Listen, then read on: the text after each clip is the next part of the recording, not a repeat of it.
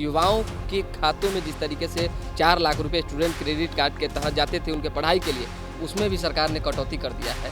अब राजनीतिक संकट है श्री तेजस्वी यादव जी के ऊपर, उनकी पार्टी के ऊपर संकट मंडरा रहा है खत्म होने का, तो वो सरकार के ऊपर सवाल खड़े कर रहे हैं। सवाल नहीं करेंगे, विपक्ष में है तो सवाल नहीं खड़ा करेंगे तो चीनी का दाम आप लोग 70 रुपए कर दिए, प्याज 50 रुपए चल तथ्य और प्रमाण रहेगा तब न कीजिएगा, कुछ बोल दीजिएगा। प्रमाण का क्या जरूरत है? चीनी का दाम बढ़ा है, चीनी का दाम बढ़ा तो फिर जय तिवारी जी 4 लाख से 2 लाख करने के पीछे क्या कारण बना? क्या पैसा नहीं सरकार के पास? सम्राट सरकार के हाथों सुरक्षित है।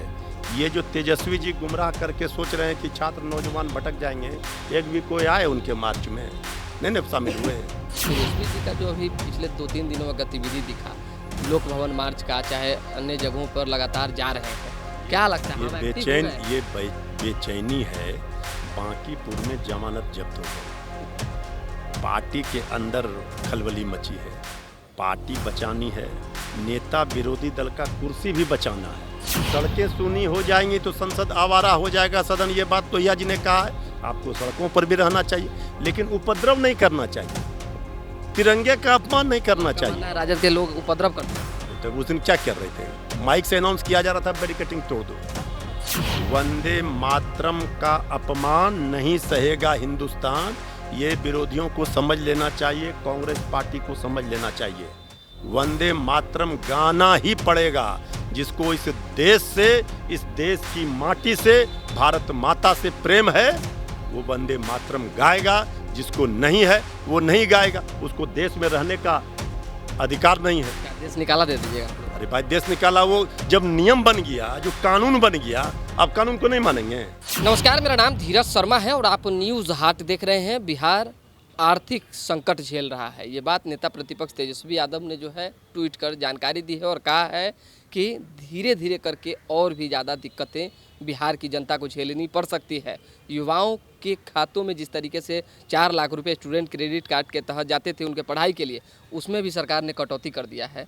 क्या लगता है आपको? देखिए, नेता विरोधी दल बहुत जिम्मेवारी वाला पद होता है। लोगों को गुमराह नहीं करना चाहिए, गलत बयानी नहीं करनी चाहिए। अब राजनीतिक संकट है श्री तेजस्वी यादव जी के ऊपर, उनकी पार्टी के ऊपर संकट मंडरा रहा है खत्म होने का, तो वो सरकार के ऊपर सवाल खड़े कर रहे हैं। सवाल खड़ा नहीं करेंगे, विपक्ष में है तो सवाल नहीं खड़ा करेंगे तो चीनी का दाम आप लोग 70 रुपए कर दिए, प्याज 50 रुपए चल गया। तथ्य और प्रमाण रहेगा तब न कीजिएगा, कुछ बोल दीजिएगा। प्रमाण का क्या जरूरत है? चीनी का दाम बढ़ा है, चीनी का दाम बढ़ा तो फिर चीनी का दाम कम होगा।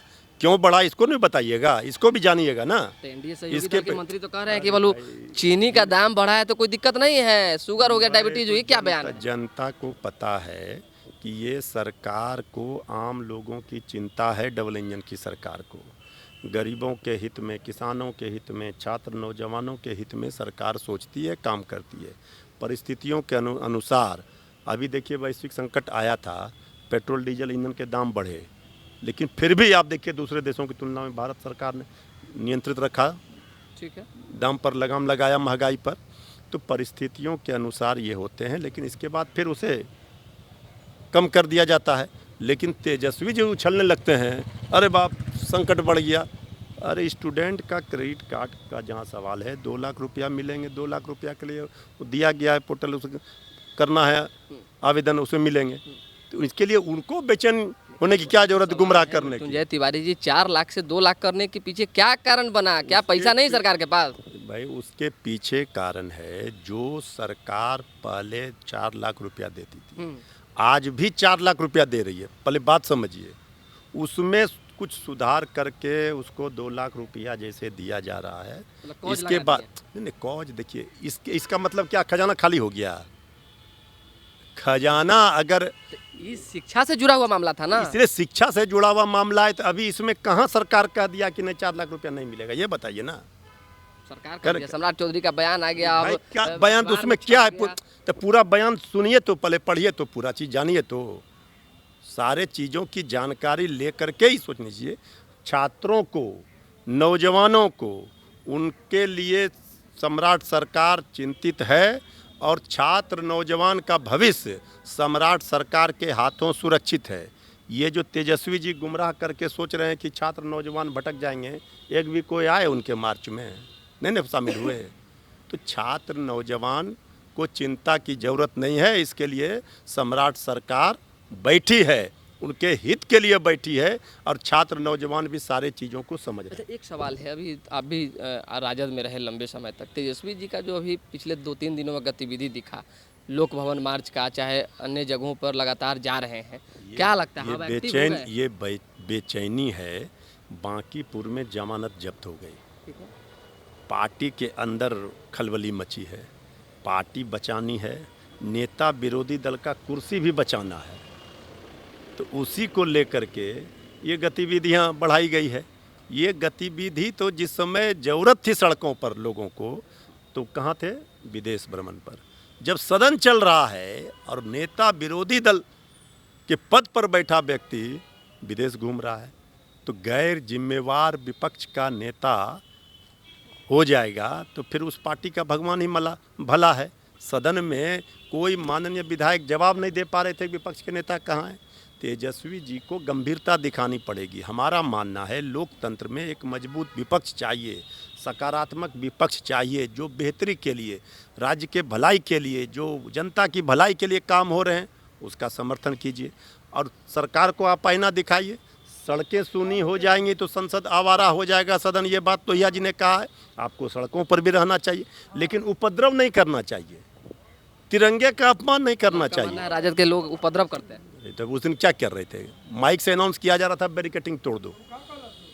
राजद का आंदोलन, राजद का झंडा क्यों नहीं, तिरंगा को आगे करना पड़ा, तिरंगे का भी अपमान किया। क्या कहते हैं आप लोग भी तो तिरंगा लेकर निकलते हैं सड़कों पर। हम लोग तो तिरंगा राष्ट्र प्रथम की भावना से काम करते हैं। ये लोग तिरंगा में कोई बता दे, नेता विरोधी दल श्री तेजस्वी यादव जी का 15 अगस्त को कोई फोटो कहीं कोई किसी ने देखा क्या झंडा फहराते हुए? जब देश पूरा तिरंगा लहरा रहा था, फहरा रहा था, तो तेजस्वी जी कहीं नहीं दिखे। ये पद बहुत महत्वपूर्ण पद है लोकतंत्र में, संविधान में। लेकिन अगर ऐसा कि 15 अगस्त को आप झंडा कहीं फहराते नहीं, झंडोत्तोलन करते नहीं और आप झंडा लेकर बुलाते हैं लोगों को, तो झंडे का सम्मान रखिए। झंडा कैसे पकड़ा जाता है, झंडा कैसे लेकर चले, उसका एक नियम है। एक आखिरी सवाल है, वंदे मातरम पे जो विवाद छिड़ा हुआ है, आज आप लोगों ने बैठक भी की थी, तो क्या? नहीं, ये तो वंदे मातरम पर कहाँ, ये तो एक रूटीन बैठक थी। वंदे मातरम राष्ट्र गीत है, वंदे मातरम का अपमान नहीं सहेगा हिंदुस्तान, ये विरोधियों को समझ लेना चाहिए, कांग्रेस पार्टी को समझ लेना चाहिए। वंदे मातरम गाना ही पड़ेगा। जिसको इस देश से, इस देश की माटी से, भारत माता से प्रेम है, वो वंदे मातरम गाएगा। जिसको नहीं है वो नहीं गाएगा, उसको देश में रहने का अधिकार नहीं है। क्या देश निकाला दे दीजिएगा आप लोग? अरे भाई, देश निकाला वो जब नियम बन गया, जो कानून बन गया, आप कानून को नहीं मानेंगे? वंदे मातरम राष्ट्रगीत को आखिर गाने से क्यों कांग्रेस को परहेज है, भाग रही है, ये बताइए। सबसे बड़ा अहम सवाल पूछ रहा है।